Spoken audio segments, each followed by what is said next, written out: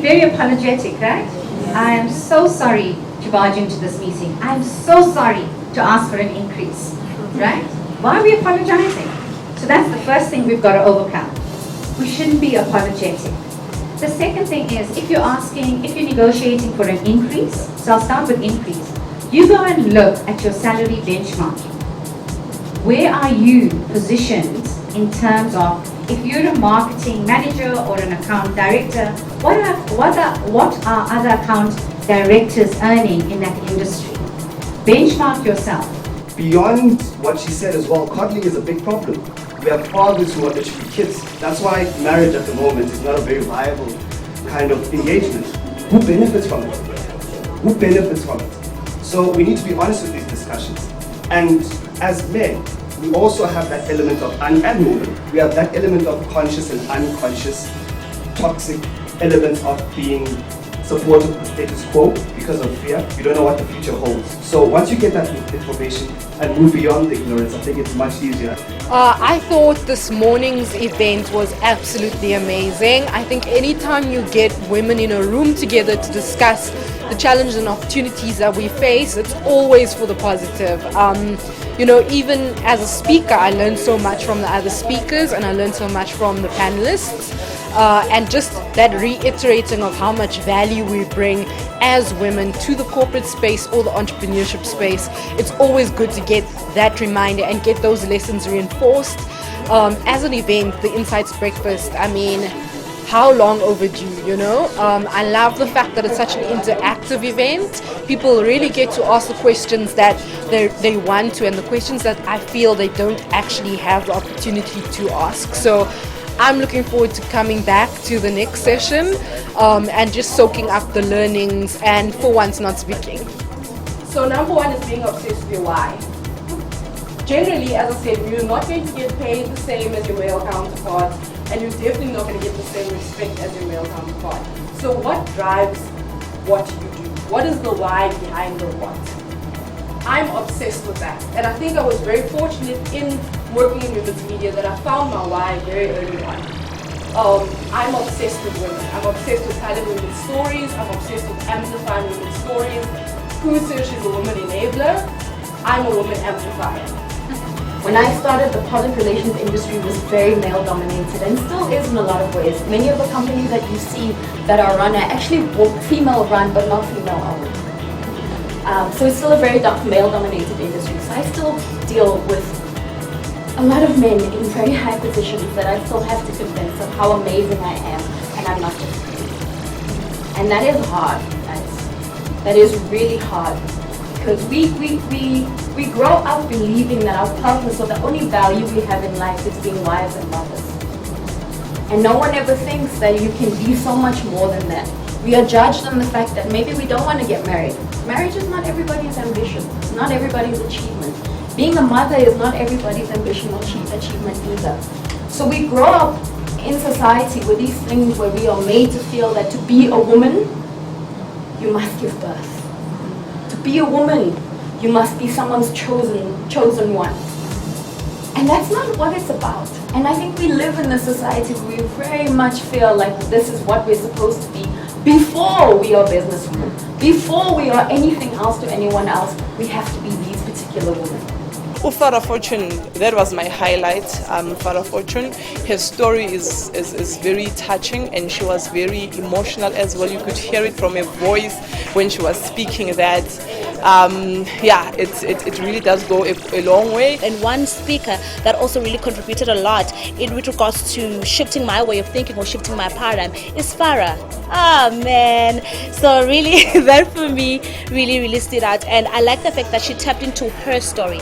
I don't think that there's so many people that can come through and make quotations and quote this particular author, but the best story you can ever tell as a human being is your own story. So your own story is amazing, and your own story can change the perspective of the next person. So yeah, more of these seminars and sessions. Very insightful, a lot of fantastic speakers, especially in the entrepreneurial space as well.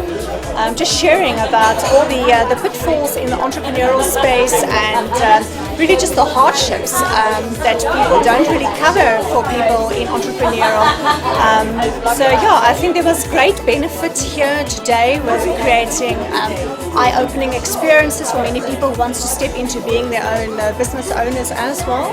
We always hear, oh, she's got beauty and brains. We never hear anybody say that about men. Oh, he's cute and he's got brains. No. We just assume that they're going to be successful because they are men. Why is that? That's our fault. We did that.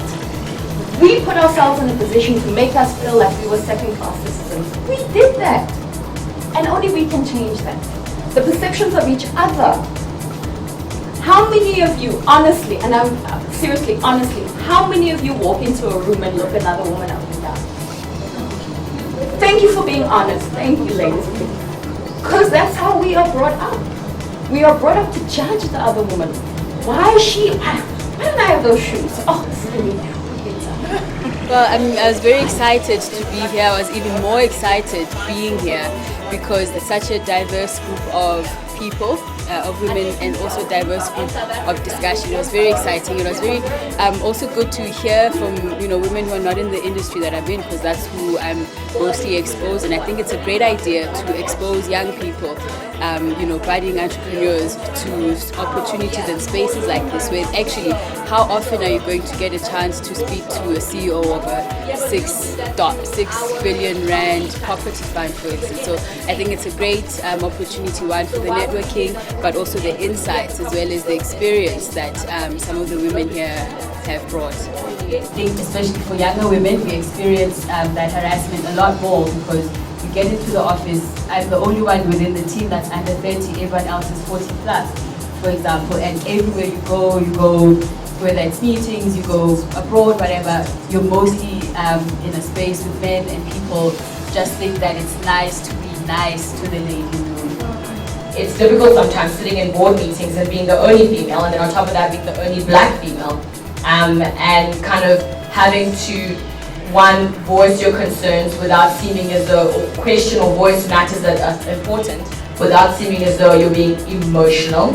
And what I often, someone had said this to me, a previous mentor of mine, where I worked for an investment bank for about 10 years, and she had said, be smart, and be smart around what you, what your obstacles are that you choose to fight. So don't always fight every battle. Not every battle is worth fighting. And secondly, when you are faced with an obstacle, be smart about how it is you're going to get what you want out of it. Today was a very important day, I think specifically for young women, in getting a sense of being in a space with other women that have come before them, and unpacking and understanding that all their experiences are valid and that they're not alone in what they've experienced.